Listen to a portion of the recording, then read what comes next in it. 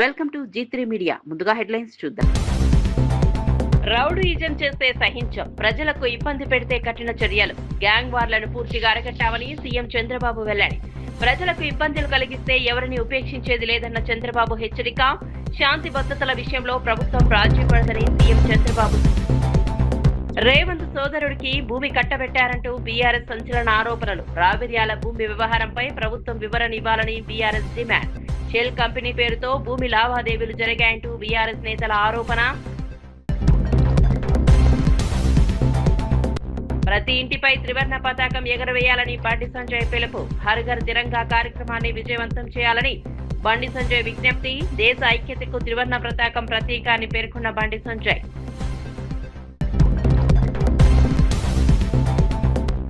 బద్వేల్లో డీఎస్సీపై YCP భారీ rally. పోలీసులతో తీవ్ర ఉద్రిక్తత. డీఎస్సీ నియామకాలపై సీబీఐ విచారణ జరపాలని వైసీపీ నేతల డిమాండ్. డీఎస్సీ వివాదంపై మంత్రి నారా లోకేష్ రాజీనామా చేయాలని డిమాండ్. ఆంధ్రప్రదేశ్లో గ్యాంగ్ వార్లు, రౌడీయిజాన్ని పూర్తిగా అరికట్టామని ముఖ్యమంత్రి చంద్రబాబు నాయుడు తెలిపారు. ముఖ్యంగా రాయలసీమ ప్రాంతంలో గతంలో ఉన్న గ్యాంగ్ రాజకీయాలకు అడ్డుకట్ట వేశామని చెప్పారు. రోడ్లపైకి వచ్చి ప్రజలకు ఇబ్బందులు కలిగించే చర్యలను ప్రభుత్వం సహించదని స్పష్టం చేశారు. తాను రౌడీజానికి పాల్పడే వ్యక్తిని కాదని, అయితే రౌడీ మూకలకు మాత్రం పీడకలగా ఉంటారని చంద్రబాబు వ్యాఖ్యానించారు. ప్రజలకు ఇబ్బంది కలిగించే వారిపై ఎలాంటి మినహాయింపులు లేకుండా కఠిన చర్యలు తీసుకుంటామని హెచ్చరించారు. శాంతి భద్రతల విషయంలో ప్రభుత్వం రాజీ పడదని స్పష్టం చేశారు. మరోవైపు గత ప్రభుత్వ హయాంలో నిర్మించిన ప్రాజెక్టులకు కూడా మాజీ సీఎం జగన్ రెడ్డి క్రెడిట్ తీసుకునే ప్రయత్నం చేస్తున్నారని చంద్రబాబు విమర్శించారు. తన ప్రభుత్వ హయాంలో నిర్మించిన మౌలిక వస్తువులను గత ప్రభుత్వం తమవిగా చెప్పుకుంటోందని ఆరోపించారు. ప్రతిపక్ష పార్టీని ఉద్దేశించి ఆ పార్టీకి అభివృద్ధి కంటే విధ్వంసమే ముఖ్యమని విమర్శించారు. గొడ్డలి పార్టీ అంటూ ప్రతిపక్షంపై ఘాటు వ్యాఖ్యలు చేశారు. రాష్ట్రంలో అభివృద్ధి కొనసాగాలంటే శాంతి భద్రతలు కీలకమని అన్నారు. ప్రజల భద్రతకు ప్రభుత్వం అత్యంత ప్రాధాన్యమిస్తోందని తెలిపారు. 30,000 ఇస్తే మనం 4,000 కాడికి 48,000 రూపాయలు ఇస్తున్నాము. 18,000 రూపాయలు ప్రభుత్వం కంటే సంవత్సరానికి ఎక్కువ ఇస్తున్నామని చెప్పేసి మనం చేస్తాను నేను. అదేవిధంగా ఆ గొడ్డల పార్టీ మాట తప్పి మడమ తిప్పి అందరికీ అమ్మ ఒడిస్తానన్న ఆ పార్టీ ఆఖరికి చేతులు ఎత్తేసి కేవలం ఒక పిల్లవాడికి మాత్రమే ఇచ్చారు. ఆ పథకం కింద మనం మరో 13,000 రూపాయలు అదనంగా ఇస్తున్నామని చెప్పేసి మనం చేస్తాను. ఈ విధంగా 37,000 రూపాయలు మరి గత ప్రభుత్వం కంటే సంవత్సరానికి మనం ప్రతి పేదవాళ్ళకి కూడా ఇస్తున్న విషయాన్ని మనందరం కూడా గుర్తించాలని చెప్పేసి మనం చేస్తాను. అంతేకాదు మరి గత 151 సీట్లతో వైఎస్ఆర్సీపీకి అధికారం ఇస్తే ఏం చేశారో ఒకసారి జ్ఞాపకం చేసుకోమని చెప్పేసి మనం చేస్తాను. ఈ ఆంధ్రప్రదేశ్కి ప్రాణాధారమైన పోలవరం ప్రాజెక్ట్ని పూర్తిగా నాశనం చేసేసారని చెప్పేసి మీ అందరికీ శవనంగా మనం చేస్తాను.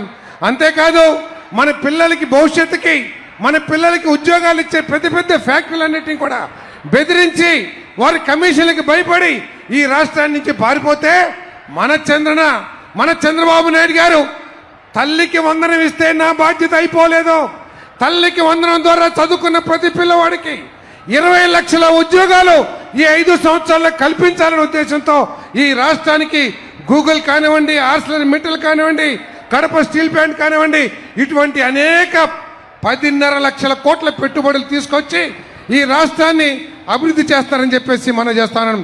కానీ గత ప్రభుత్వం ఈరోజు ఒక బాధ్యత కలిగిన ప్రతిపక్షంగా వ్యవహరించాల్సిన గొడ్డల పార్టీ ఈరోజు రాష్ట్రంలో రౌడీయిజాన్ని, గంజాయి బ్యాచ్ల్ని మరి ఎంకరేజ్ చేసి ఈ రాష్ట్రంలో కులాల మధ్య మతాల మధ్య తగాదాలు పెట్టి ఒక విధ్వంసపూరితమైన వాతావరణాన్ని తీసుకొస్తారని చెప్పేసి మీ అందరికీ మనవి చేస్తాను. ఈరోజు గొడ్డల పార్టీ ఒకటి ఆలోచన చేస్తుంది. ఎవరిని చంపినా కేసులు ఉండకూడదు, ఎవరిని కిడ్నాప్ చేసినా కేసులు ఉండకూడదు, ఏం చేసినా కేసులు ఉండకూడదు అంటున్నారు. ఒకవేళ చట్ట ప్రకారం మొన్న చూసాం మన పలాసలో ఒక పేద గొర్రెల కాపరిని చంపేస్తే మరణానికి కారణమైన ఆ పార్టీ నాయకుడిని సాక్ష్యాలు తారుమారు చేస్తే వారి మీద చట్టపరమైన చర్యలు తీసుకుంటే వారు జగన్మోహన్ రెడ్డి గారు ర్యాలీ పెట్టుకుని వెళ్ళి వారికి సపోర్ట్ చేస్తారు. సపోర్ట్ చేసి 18 సంవత్సరాలే కదా ఆ బిడ్డోడికి మరి ఏం చేయొద్దని చెప్పేసి చెప్తారు. కానీ పేదవాడికి 44 సంవత్సరాలు వచ్చింది. తెలంగాణలో సైబర్ మోసాలు భారీగా పెరుగుతున్నాయని డీజీపీ ఆందోళన వ్యక్తం చేశారు. గత ఏడాది కాలంలో రాష్ట్ర వ్యాప్తంగా సైబర్ మోసగాళ్లు ఏకంగా 1,700 కోట్ల రూపాయలు కొల్లగొట్టినట్టు తెలిపారు. బాధితులు మోసపోయిన వెంటనే పోలీసులకు ఫిర్యాదు చేయకపోవడంతో డబ్బును రికవరీ చేసే అవకాశాలు తగ్గిపోతున్నాయని చెప్పారు. ముఖ్యంగా అధిక లాభాలు వస్తాయని నమ్మించి చేసే పెట్టుబడి మోసాల పట్ల ప్రజలు అప్రమత్తంగా ఉండాలని సూచించారు. గుర్తు తెలియని వ్యక్తులు పంపే లింకులు, యాప్లు, పెట్టుబడి ఆఫర్లను నమ్మవద్దని హెచ్చరించారు. బ్యాంకు ఖాతా వివరాలు, ఓటీపీలు, పాస్వర్డ్లు ఎవరికి ఇవ్వకూడదని సూచించారు. సైబర్ మోసం జరిగిన వెంటనే పోలీసులకు ఫిర్యాదు చేస్తే డబ్బును నిలిపివేసే అవకాశాలు ఎక్కువగా ఉంటాయని తెలిపారు. సైబర్ నేరాల నియంత్రణలో తెలంగాణ అద్భుతమైన పనితీరు కనిపిస్తోందని డీజీపీ పేర్కొన్నారు. ఫీజు వసూలు చేసి పిల్లలకు చదువు చెప్పడమే కాదు, మాకు చాలా కేసెస్ లో దాదాపు గత సంవత్సరం 875 మంది స్టూడెంట్స్ ని ఈగిల్ ద్వారా వాళ్ళు పట్టుకోవడం జరిగింది, అంటే కన్జ్యూమ్ చేసే వాళ్ళు. కానీ ఎక్కడ కూడా ఎడ్యుకేషన్ ఇన్స్టిట్యూషన్ వాళ్ళు ఒక్క యాక్షన్ కూడా తీసుకోలేదు, రిపోర్ట్ కూడా చేయలేదు. హైదరాబాద్ లోని మాణికేశ్వరి నగర్ వాసులు ఉస్మానియా యూనివర్సిటీలోకి ప్రవేశానికి అనుమతి ఇవ్వడం లేదంటూ నిరసన చేపట్టారు. బోనాల పండుగ అనంతరం వనభోజనాల కోసం ఓయూ పరిసర ప్రాంతాలకు వెళ్లడం తమకు ఎన్నో ఏళ్లుగా కొనసాగుతున్న సంప్రదాయమని స్థానికులు తెలిపారు. అయితే ఈసారి యూనివర్సిటీ పరిసరాల్లోకి ప్రశ్నించేందుకు అనుమతి నిరాకరించడంతో ఆగ్రహం వ్యక్తం చేశారు. తమ పూర్వీకులు ఉస్మానియా యూనివర్సిటీ ఏర్పాటుకు భూములు దానం చేశారని స్థానికులు ఆరోపించారు. తమకు ఓయూ పరిసరాల్లోకి వెళ్లే హక్కు ఉందని, గేట్లు తెరవాలని డిమాండ్ చేశారు. వనభోజనాల సంప్రదాయాన్ని కొనసాగించేందుకు అనుమతి ఇవ్వాలని కోరారు. పరిస్థితి ఉద్రిక్తంగా మారకుండా పోలీసులు అక్కడికి చేరుకున్నారు. ఏసీపీ జగన్ స్థానికులతో మాట్లాడి శాంతియుతంగా వ్యవహరించాలని సూచించారు. ఎలాంటి అవాంఛనీయ ఘటనలు జరగకుండా ప్రతి ఒక్కరూ సహకరించాలని కోరారు. పిల్లలతో గొడవ పడ్డారు కాబట్టి డీసీ గారే గానీ రిజిస్టర్ గారే గానీ అక్కడ బ్యాన్ చేశారు. యాక్చువల్ గా కూడా బయట వాళ్ళు వచ్చి తాగి అవన్నీ చేస్తున్నారని చెప్పే ఉద్దేశంతో చేశారు. అది ఒక మాణికేశ్వర నగర్ వాళ్ళ ఉద్దేశంలో కాదు, అది అందరి గురించి కూడా అది చేసిండ్రు. సో ఈ రోజు వీసీ గారిని రిక్వెస్ట్ చేయడం జరిగింది, రిజిస్టర్ గారిని రిక్వెస్ట్ చేసినాం. మన అక్కడ కొద్దిగా మన ల్యాండ్స్కేప్ గార్డెన్ లో కనీసం ఒక ప్లేస్ ఇవ్వండి సార్. వాళ్ళు అక్కడనే కూర్చొని తిని వాళ్ళు ప్రశాంతంగా ఉండి మళ్ళీ క్లీన్ చేసుకుని వాళ్ళే దాన్ని క్లీన్ చేసుకుని పోతామని అంటే మనలతో ఇప్పుడు వచ్చి మాట్లాడడం జరిగింది. వాళ్ళు కూడా మాట ఇచ్చినారు. వాళ్ళతో కూడా పెద్దవాళ్లతో కూడా ఒకటి మాట్లాడి మళ్ళీ పంపించడం జరుగుతుంది. జిల్లా రావిర్యాలలో 100 కోట్ల రూపాయల విలువైన 5 ఎకరాల భూమిని కేవలం 7 కోట్ల రూపాయలకే ముఖ్యమంత్రి రేవంత్ రెడ్డి తన సొంత తమ్ముడు అనుముల కొండలరెడ్డికి కట్టబెట్టారని బీఆర్ఎస్ నాయకులు ఆరోపించారు. బీఆర్ఎస్ నేత క్రిషాంగ్ ఈ మేరకు తీవ్ర విమర్శలు చేశారు. ₹1,00,000 కూడా విలువ చేయమని సెల్ కంపెనీ పేరుతో అధికార దుర్వినియోగానికి పాల్పడుతూ తెలంగాణ ప్రజల ఆస్తులను కుటుంబ సభ్యులు అనుచరులకు దోచిపెడుతున్నారని ఆరోపించారు. భూమి లావాదేవీల్లో నల్లధనం చేతులు మారిందని కూడా బీఆర్ఎస్ నేతలు ఆరోపణలు చేశారు. అధికారాన్ని ఉపయోగించుకుని సొంత కుటుంబానికి ఆర్థిక ప్రయోజనాలు కల్పిస్తున్నారని విమర్శించారు. ఈ వ్యవహారంపై ప్రభుత్వం సమగ్ర వివరణ ఇవ్వాలని డిమాండ్ చేశారు. భూమి విలువ, విక్రయ ధర, కంపెనీ వివరాలపై పూర్తి స్థాయిలో విచారణ జరిపించాలని కోరారు. ఆరోపణలు వాస్తవమైతే బాధ్యులపై చర్యలు తీసుకోవాలని అన్నారు. June 2025 ₹3,707 Tesseract advance private systems limited కి ఈ యొక్క భూమి కానీ నడుస్తున్నదేమో దాన్ని చూసుకుంటే సుమారు 5-6 కోట్లలో 7 కోట్లలో ఇచ్చేసారు. 100 కోట్ల భూమి. ఇది కేవలం భూమి విలువ కాదు. ఇది ఒకటేమో ఫారెన్ ఎక్స్చేంజ్ ఎర్నింగ్స్ అంట, ఇంకొకటేమో ఈ యొక్క డొల్లా కంపెనీని, షెల్ కంపెనీని అడ్డం పెట్టుకొని అమెరికా వాళ్ళని కూడా మోసం చేస్తూ అమెరికా వాళ్ళతోని సమావేశాలు పెడతాడంట. సూటు బూట్ వేయగానే అనుముల కొండలరెడ్డి గారు ఏరోస్పేస్ అండ్ డిఫెన్స్ యొక్క ఎక్స్పర్ట్ అయిపోయారంట. వారు సూట్ వేయగానే అది ఇంట్లోకి వెళ్ళి నడుస్తున్నదంట. ముఖ్యమంత్రి గారు సొంతంగా వాళ్ళ తమ్మునికే భూమిని కట్టబెట్టిర్రు. గతంలో స్వర్గీయులు ఎన్టీ రామారావు గారు ఒక సినిమా చేసినప్పుడు, బ్రహ్మరిషి సినిమా చేసినప్పుడు వారి మీద కేసు వేసారు. ఆ కేసు వేసినప్పుడు కూడా చాలా స్పష్టంగా కోర్టులు ఏం చెప్పినాయంటే, ముఖ్యమంత్రిగా ఉండి మీరు సినిమాలు చేయడము, ఇట్లా ఆర్థిక లావాదేవీలు చేయడము ఇది కరెక్ట్ కాదు అని చర్చ ఇవన్నీ జరిగినాయి. చరిత్రలో ఇంకోటి కూడా గుర్తుపెట్టుకోవాలి అందరూ. స్వర్గీయ మాజీ ప్రధానమంత్రి ఇందిరాగాంధీ గారు వారి అధికారాన్ని, ప్రధానమంత్రిగా వారి కార్యాలయాన్ని అధికార దుర్వినియోగం చేసినని ఆనాడు అలహాబాద్ హైకోర్టు ఇందిరాగాంధీ గారిని బర్తరఫ్ చేశారు. ఎందుకంటే ఎన్నికల సమయంలో తన ఆఫీస్ ని మిస్యూజ్ చేసిందని. ఇక్కడ రేవంత్ రెడ్డి గారు మిస్యూజ్ కాదు, ఎక్స్ప్లాయిట్ చేస్తున్నారు. ముఖ్యమంత్రి కార్యాలయంలో కూర్చొని తను ప్రమాణం చేసింది ఎలాంటి పక్షపాతం లేకుండా నేను వివరిస్తా అని. కానీ వల్ల అన్నదమ్ములకు భూములు రాసియాలే, షెల్ కంపెనీలు మొదలు పెట్టాలి, వాళ్లకు కోట్ల రూపాయల భూములు అప్పచెప్పాలని వ్యాపారం చేస్తున్నారు ముఖ్యమంత్రి గారు. ఇలా నేరుగా ముఖ్యమంత్రి గారిని అడుగుతున్నాం. ఇందులో విచారణ అడగడానికి ఏం లేదుగా. ఇది open and shut case. Land allotment జరిగింది, ఇదొక షెల్ కంపెనీ, ఆ కంపెనీకి ఎంప్లాయీస్ కూడా లేరు. నిన్న ఈ కంపెనీలో ఒక కాంగ్రెస్ లీడర్ చోటా మోటా లీడరు, ఆయన డైరెక్టర్ కూడా కేటీఆర్ గారికి ట్వీట్ పెడతాడు, మాది స్టార్టప్ కంపెనీ అంట. స్టార్టప్ కంపెనీ అయితే ఎక్కడ ఉండాలి? స్టార్టప్ కంపెనీ ఒక ఐటీ పార్క్లను, ఒక ఇన్క్యుబేటర్లను, లేకపోతే టీ హబ్లను అక్కడ పెట్టుకుంటారు. ఇంట్లో పెట్టుకుంటారా స్టార్టప్ కంపెనీ? గిడ పెట్టుకుంటారా స్టార్టప్ కంపెనీ? మీరు దీని మీద స్పష్టంగా ఉన్నది. ఎవరన్నా కూడా వెళ్ళి దయచేసి ఇవన్నీ ఫొటోస్ మీకు ఇస్తాం, జీపీఎస్ లొకేషన్స్ తో సహా ఇస్తాం, ఎవరన్నా విచారణ చేపట్టవచ్చు. ముఖ్యమంత్రి గారే ఇవాళ కూర్చొని వాళ్ళ అన్నదమ్ములకు వాళ్ళ అంచర్లకు భూములు ఇచ్చేస్తే ఆ భూభారతి యాక్సెస్ లేదు. ఇవాళ 4th సిటీలో ఎన్ని భూములు ఇచ్చేసారో ఎవరికీ తెలియదు. ముఖ్యమంత్రి గారు తప్పుకుంటేనే నిష్పాక్షికంగా విచారణ జరుగుతుంది. తెలంగాణలో డబుల్ బెడ్రూమ్ ఇళ్ల అంశం అధికార ప్రతిపక్షాల మధ్య మరోసారి మాటల యుద్ధానికి దారితీసింది. కాంగ్రెస్ ప్రభుత్వం ఏర్పాటు చేసిన కార్యక్రమంలో డబుల్ బెడ్రూమ్ ఇళ్లను తామే అందిస్తున్నామని చెప్పడంపై బీఆర్ఎస్ ఎమ్మెల్యే కౌశిక్ రెడ్డి అభ్యంతరం వ్యక్తం చేశారు. ఈ ఇల్లు గత బీఆర్ఎస్ ప్రభుత్వ హయాంలోనే నిర్మించడమని పేర్కొన్నారు. ఈ క్రమంలో మంత్రి పొన్నం ప్రభాకర్ తో కౌశిక్ రెడ్డి వాగ్వాదానికి దిగారు. మరోవైపు మంత్రి పొంగులేటి శ్రీనివాసరెడ్డి గత ప్రభుత్వం చేసిన అప్పుల కారణంగానే ప్రస్తుత ప్రభుత్వం కొన్ని పథకాలను అమలు చేయలేకపోతుందని వ్యాఖ్యానించారు. దీనిపై కౌశిక్ రెడ్డి తీవ్రంగా స్పందించారు. బీఆర్ఎస్ ప్రభుత్వం చేసిన అప్పులపై కాంగ్రెస్ నేతలు అబద్ధాలు చెబుతున్నారని ఆరోపించారు. అప్పుల పేరుతో ప్రభుత్వం తప్పించుకునే ప్రయత్నం చేస్తోందని విమర్శించారు. గతంలో నిర్మించిన ఇళ్లను ఇప్పుడు తాను నిర్మించినట్లు ప్రచారం చేసుకోవడం సరికాదన్నారు. ప్రజలకు వాస్తవాలు తెలియజేయాలని డిమాండ్ చేశారు.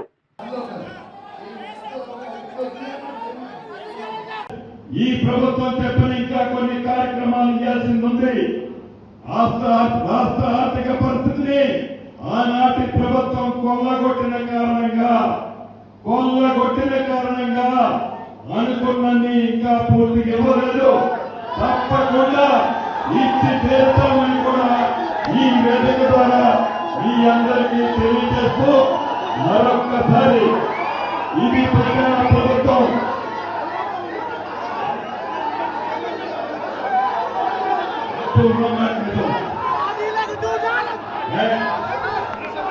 మాజీ మంత్రి పెద్ది సుదర్శన్ రెడ్డి అంతిమయాత్రకు భారీగా ప్రజలు తరలి రావడంపై బీఆర్ఎస్ వర్కింగ్ ప్రెసిడెంట్ కేటీఆర్ స్పందించారు. ఎంతకాలం బతికామన్నది కాదని ఎలా బతికామన్నదే ముఖ్యమని అన్నారు. పెద్ది సుదర్శన్ రెడ్డి అంతిమయాత్రకు తరలి వచ్చిన ప్రజలే ఆయన ప్రజా జీవితానికి నిదర్శనమని పేర్కొన్నారు. వర్షం కురుస్తున్నప్పటికీ 1,00,000కు పైగా మంది దాదాపు 12 గంటల పాటు అక్కడే ఉండి అంతిమయాత్రలో పాల్గొన్నారని కేటీఆర్ తెలిపారు. ప్రజలతో ఆయనకు ఉన్న అనుబంధాన్ని ఈ భారీ జనసంద్రోహం తెలియజేస్తోందన్నారు. పెద్ది సుదర్శన్ రెడ్డి ప్రజా జీవితంలో చేసిన సేవలను గుర్తు చేసుకున్నారు. ఆయనపై ప్రజలకు ఉన్న అభిమానం, గౌరవం అంతిమయాత్రలో స్పష్టంగా కనిపించిందని చెప్పారు. బీఆర్ఎస్ తిరిగి అధికారంలోకి వచ్చిన తర్వాత నర్సంపేటలోని మెడికల్ కాలేజీకి పెద్ది సుదర్శన్ రెడ్డి పేరు పెడతామని కేటీఆర్ ప్రకటించారు. ఆయన సేవలను చిరస్థాయిగా గుర్తుంచుకునేలా చర్యలు తీసుకుంటామని తెలిపారు. ఇక్కడ మనిషి మరణించిన తర్వాతనే తెలుస్తుంది ఆయన గురించి ప్రజలు ఏమనుకున్నారనేది. గెలిచింది ఒక్కసారే కావచ్చు, కానీ జనం గుండెల్లో నిలిచిపోయిండు పెద్ది సుదర్శన్ రెడ్డి. అందుకే మీ అందరికీ నేను మాటిస్తా ఉన్నా, 2 ఏళ్లలో మళ్ళీ తిరిగి కేసీఆర్ గారు ముఖ్యమంత్రి అవుతారు పెద్ది సుదర్శన్ రెడ్డి గారు కోరుకున్న విధంగా.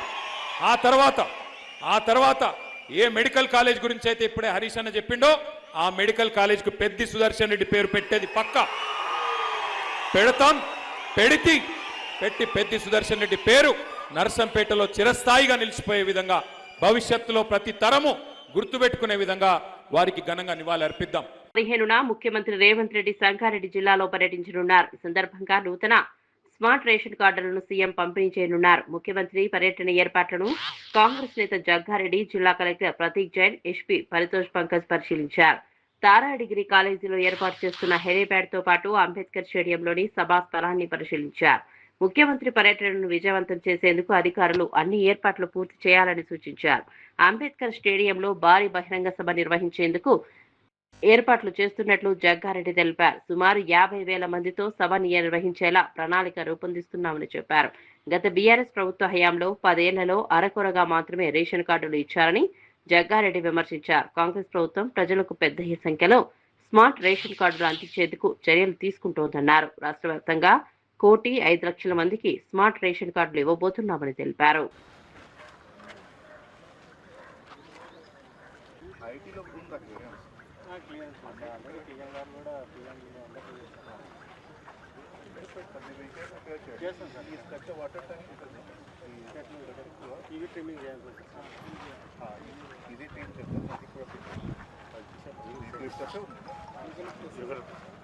హలో కమిషనర్ గారు ఈ పాయింట్ ఒక టేప్ ఉంది కదా, ఒకసారి టేప్ చేసి మ్యాక్సిమం ఇన్కమ్ లెవెల్ 1995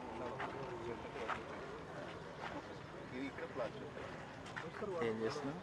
ఈ గేట్ అని మన ఈ ఏరియాలో గట్టిగా పెరిగింది.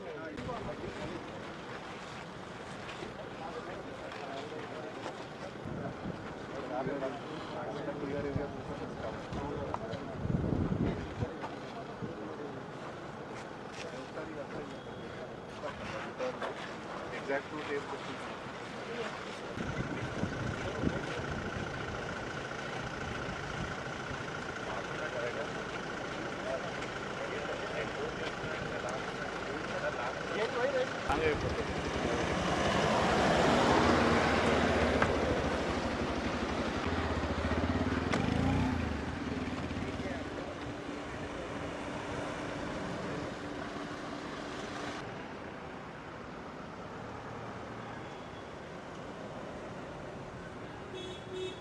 అండ్ మా PCC president and minister Uttam Reddy గారు, దామోదర్ గారు, మా జిల్లా పరంగా సరే శాఖ పరంగా ఉత్తమ్ రెడ్డి గారు, సీఎం గారి వారు చేసే ఈ యొక్క అంటే రాహుల్ గాంధీ గారు చెప్పిన మాట, ప్రియాంక గాంధీ గారు ఇచ్చిన మాట, రాహుల్ గారు వాగ్దానం ఇచ్చిన మాట తెలంగాణ ప్రజలకు,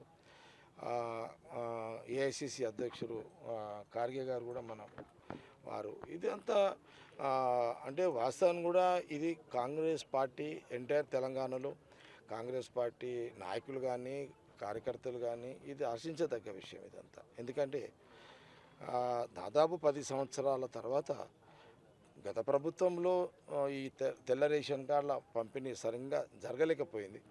కానీ ఎట్ ఎ టైం 1,05,00,000 మందికి లాంచింగ్ కార్యక్రమం సంగారెడ్డి అంబేద్కర్ స్టేడియంలో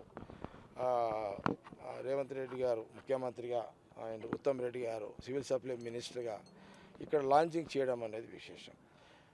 అందుకే మేము కూడా ముఖ్యమంత్రి గారు పెద్ద ఎత్తున స్వాగతం పలుకుతాం. పార్టీ పరంగా గవర్నమెంట్ పరంగా వాళ్ళ అధికారులు చూసుకున్నప్పటికీ కాంగ్రెస్ పార్టీ పరంగా కూడా మేము కూడా చాలా పెద్ద ఎత్తున వారికి అంటే టైం కూడా షార్ట్ ఉంది. అంటే మళ్ళీ ముఖ్యమంత్రి గారు ఉత్తమ్ రెడ్డి గారు చెప్పారు అంటే మాకు ఇచ్చినది 2 గంటలే.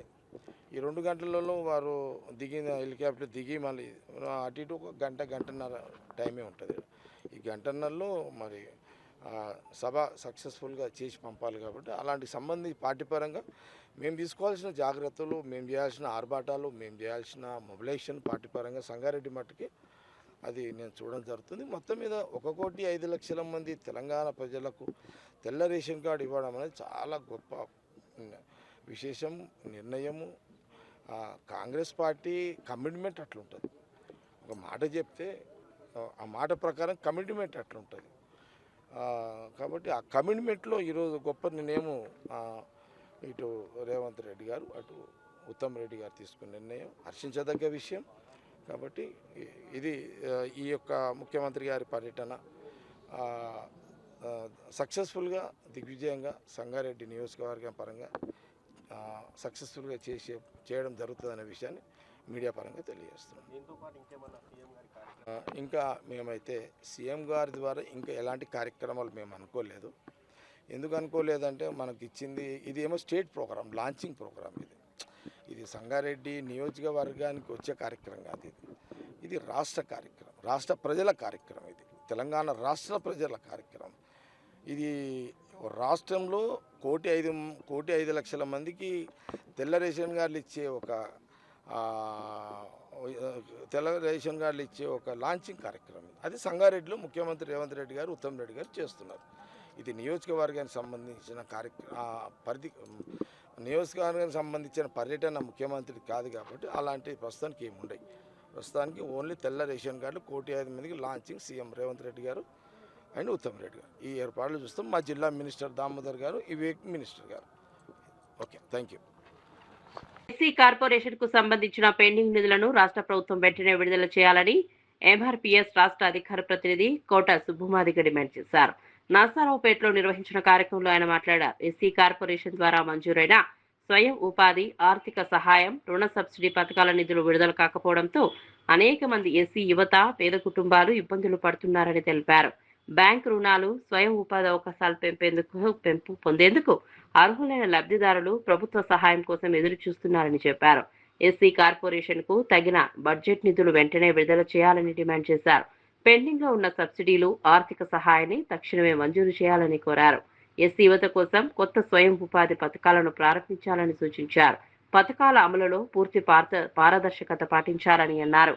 ప్రతి నియోజకవర్గంలో అర్హులైన లబ్ధిదారులకు పథకాలపై అవగాహన కల్పించి దరఖాస్తులు స్వీకరించాలని కోరారు. రెడ్డి గారు ఎస్సీ కార్పొరేషన్ నిర్వీర్యం చేసిండు.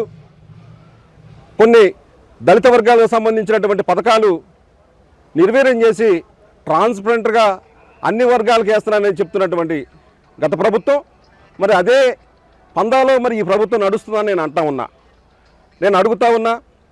ఈ కూటమి ప్రభుత్వం అధికారంలోకి వస్తే యువనేత నారా లోకేష్ గారు ఒక మాట అన్నారు. ఏదైతే దళితులకు సంబంధించినటువంటి 26 పథకాలు ఉన్నాయో, జగన్మోహన్ రెడ్డి ఏదైతే దళితులకు సంబంధించినటువంటి 26 పథకాలు ఆపేసిండో అవి మొత్తం యాక్టివ్ చేస్తానని మాట ఇచ్చినటువంటి నారా లోకేష్ గారికి ఇవాళ సమాధానం చెప్పాలని సందర్భంగా నేను అడుగుతా ఉన్నా. ముఖ్యంగా దళిత వర్గాలకు సంబంధించినటువంటి సప్లాను ఇవాళ ఏమైపోయిందో నేను అడుగుతా ఉన్నా. మరి భూమి కొనుగోలు పథకం కింద ఇవాళ ప్రభుత్వ భూమి ఏదైతే పేద వర్గాలకు ఇవ్వాల్సినటువంటి భూమిని మరి ఇవాళ ఎవరు ఆధీనంలో ఉన్నదని సందర్భంగా నేను అడుగుతా ఉన్నా.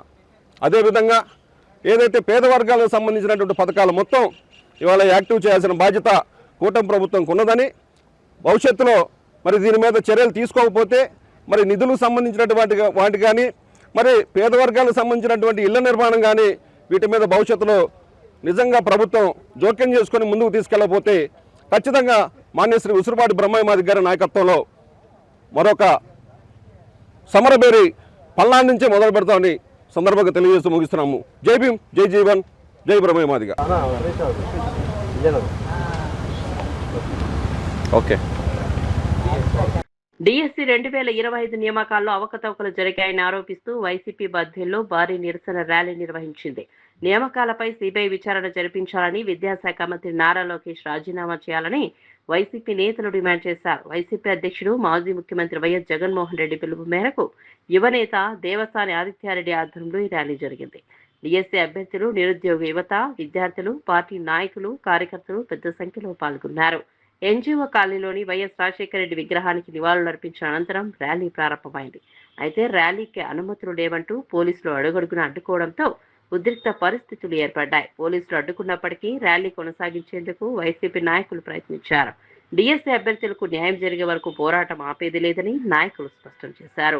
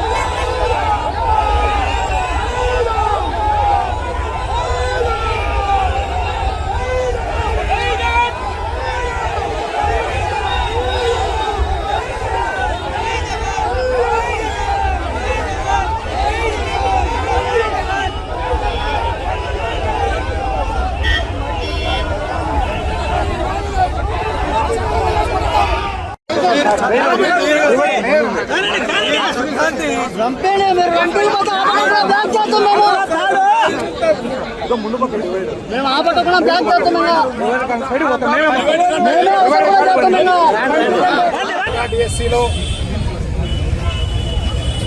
జరిగిన అవకతవకలు, జరిగిన అన్యాయాన్ని ప్రజల దృష్టికి, ప్రభుత్వ దృష్టికి తీసుకొస్తామన్న సదుద్దేశంతో వైఎస్ఆర్ కాంగ్రెస్ పార్టీ రాష్ట్ర వ్యాప్తంగా ఇచ్చిన పిలుపు మేరకు ఈరోజు బద్వేల్లో విద్యార్థి నాయకుడు శ్రీ ఆదిత్య రెడ్డి గారి ఆధ్వర్యంలో నాతో పాటు పాల్గొన్న మా ఎమ్మెల్యే గారు శ్రీ గోవింద్ రెడ్డి గారు, ఎమ్మెల్సీ గారు గోవింద్ రెడ్డి గారు, ఎమ్మెల్యే గారు సుధమ్మ గారు, అలాగే పాల్గొన్న వివిధ పార్టీకి సంబంధించిన జిల్లా నాయకులు, అలాగే మండల నాయకులు, గ్రామ నాయకులు అందరికీ కూడా పేరు పేరున అభినందనలు తెలియజేసుకుంటున్నాం.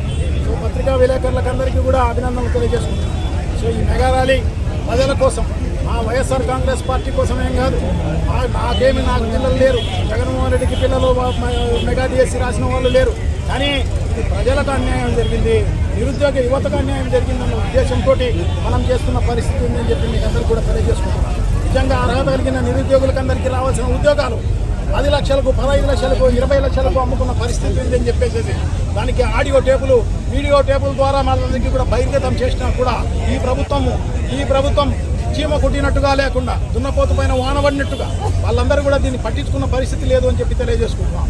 దాదాపు 1.5 సంవత్సరంగా వైఎస్ఆర్ కాంగ్రెస్ పార్టీ నాయకులు, తర్వాత మిగతా సోషల్ మీడియాకు సంబంధించిన వాళ్ళు, తర్వాత నిరుద్యోగులు అందరూ కూడా వెలిగెత్తి చాటినా కూడా ఇంత అన్యాయం జరిగింది.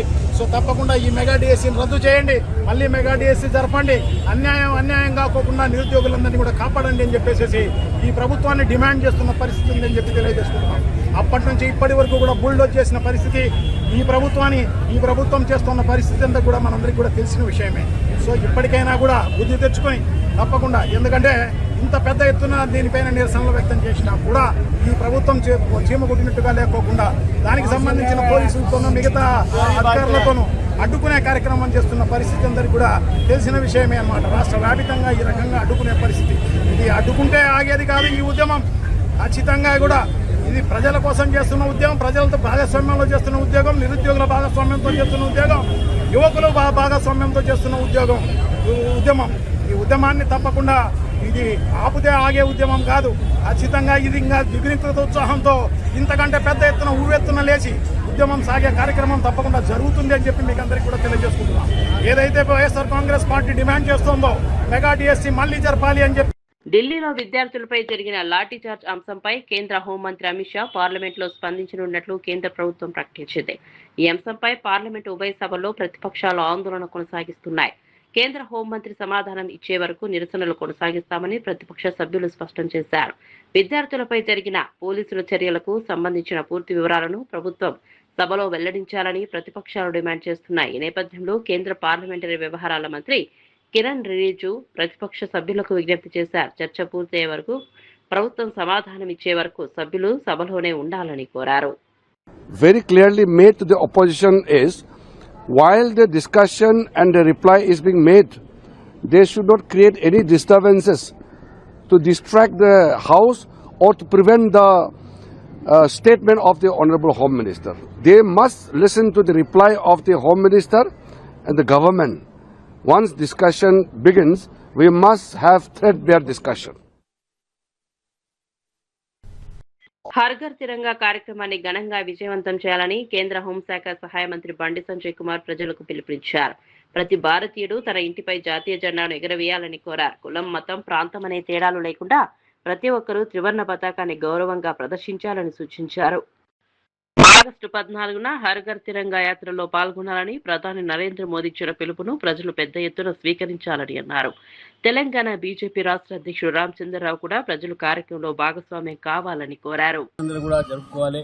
రానున్న 15 ఆగస్టు మనకు స్వాతంత్రం వచ్చినటువంటి సందర్భంగా ఇది ప్రతి ఒక్కరు కూడా వారు స్వచ్ఛందంగా వారి ఇంటి మీద ఈరోజు జరిపి 14వ తారీఖు నాడు ట్యాంక్ బండ్ వద్ద చాలా పెద్ద ఎత్తున తిరంగ యాత్ర జరుగుతుంది. పార్టీలకు అతీతంగా, సిద్ధాంతాలకు అతీతంగా భారతదేశం కోసము వికసిత భారత్ కావాలనేటటువంటి ఒక ఆలోచనతో అందరం కూడా భారతదేశ యొక్క ఏదైతే శక్తిని ఏతుందో, భారతదేశ యొక్క ఐక్యతను ఏతుందో మనం ప్రపంచానికి తెలియజేయడానికి ఈ తిరంగ యాత్రలో పాల్గొనాలని చెప్పేసి కూడా నేను హైదరాబాద్ ప్రజలను కోరుతా ఉన్నాను.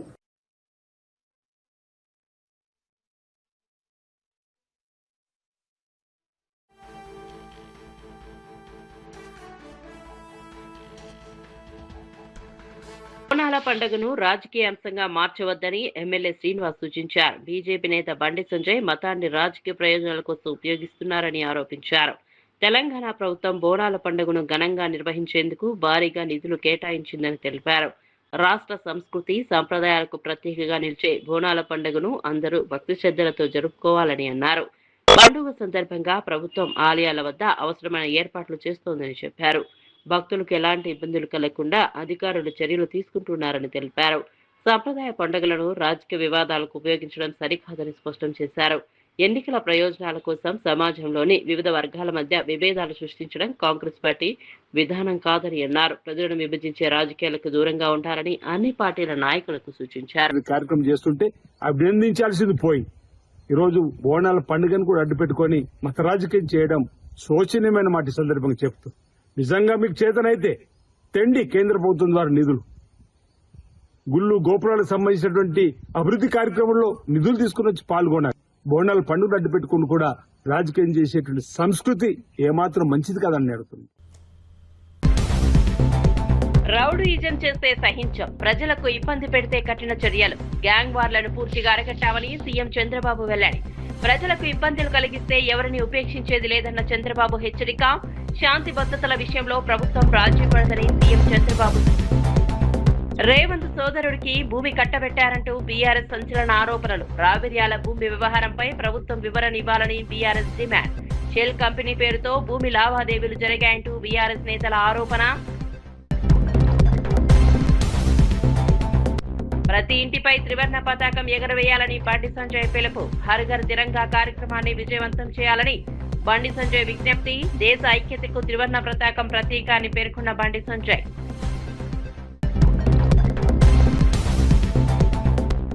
బద్వేల్లో డీఎస్సీపై వైసీపీ భారీ ర్యాలీ. పోలీసులతో తీవ్ర ఉద్రిక్తత. డీఎస్సీ నియామకాలపై సీబీఐ విచారణ జరపాలని వైసీపీ నేతల డిమాండ్. డీఎస్సీ వివాదంపై మంత్రి నారా లోకేష్ రాజీనామా చేయాలని డిమాండ్. మరిన్ని అప్డేట్స్ కోసం చూస్తూనే ఉండండి